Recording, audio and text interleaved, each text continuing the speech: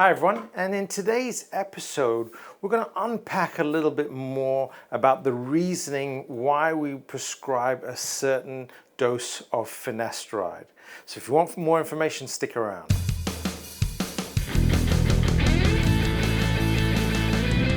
Hi everyone, welcome back to the show. We have talked a lot on the hair loss show about finasteride. We've gone through a variety of different videos about how finasteride works. If you do any sort of Google search about the dose of finasteride, the most common dosing schedule that you'll normally find on the internet is 1 milligram a day. And that's really easy because, generally speaking, in the original version of finasteride and also the generic version, it comes in a 1 milligram tablet. So taking one tablet or 1 milligram a day, it's very easy from a patient compliance perspective. And we've also talked about potentially the risk of side effects. And so we talked about a concept that we call customized dosing, where we look at the dosing based on the individual and trying to find the optimal point where you get that balance. And that balance is the one that we're searching for throughout the sort of treatment modality. And it's a balance between getting the effect of finasteride, what you want it to achieve. You want it to stabilize the condition and stop it from getting any worse, and balancing out with the risk of side effects, ideally not causing any side effects. And we know traditionally that if you take 1 milligram a day, there's a certain incidence of side effects. For most people, the incidence is going to be relatively low. And it really depends on the person, how sensitive they are, their age group as well.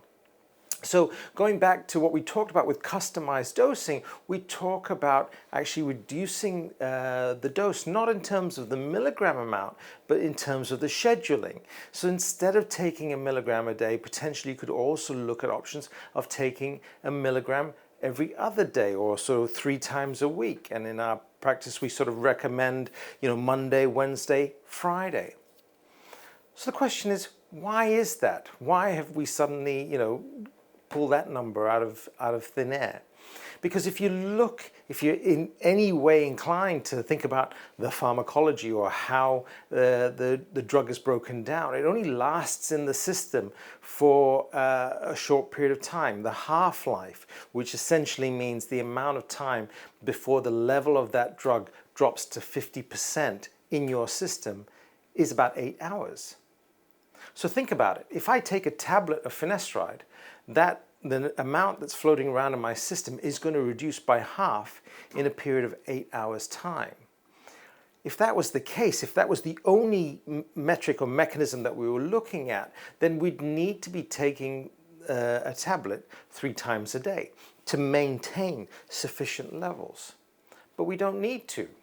The recommended dose generally is 1 milligram a day, and we're suggesting even taking it even less frequently.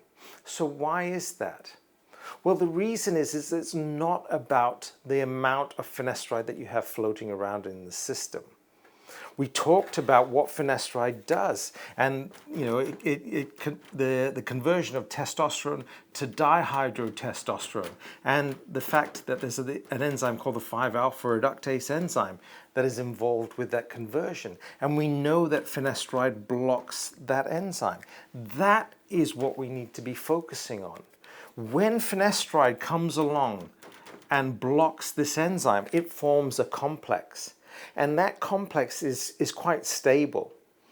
And so in order for this process to recommence with that enzyme, you basically have to make a new enzyme. And that takes a while. In fact, generally for that enzyme to be rebuilt, remade, takes somewhere between 3 to 4 weeks. That doesn't mean you can take a tablet every 3 to 4 weeks. It means that you need to, there's going to be a slow buildup of the enzyme back again. So the way that we approach it is, what is the smallest dose of finasteride that we need to give to maintain adequate levels of a low amount of that enzyme activity? In essence, what is the smallest dose of finasteride that we need to give to limit this process to a level that we want? We don't want to block it completely. We don't want this to be 0. We want that level to be below a threshold amount. What is that for you? What is that for me? What is that for Russell? What is it for the next person? It varies from person to person. So it's about finding that sweet spot.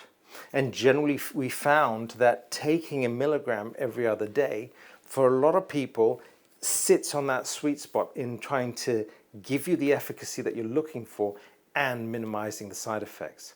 So it's not about finasteride itself. It's about what it does to the enzyme that's most important. And how much does it bring this level down, and for how long? That is also the fundamental factor. So I hope that answers your question, whilst a milligram a day for some people is going to be fine because they're not sensitive to it, and it stabilizes their progression of hair loss. Great, no problems, carry on with that. I have no issue with that at all. But we're talking about, well, what works for most people? Well, in some people, a milligram a day may be too much, and we might need to reduce the level, and this is the reason why. All right, hope that makes sense. I hope you've enjoyed that explanation. It's a question I get asked all the time when people come and see me in clinic. So I really hope you've found that useful. Thank you again for watching, and we'll see you on the next episode.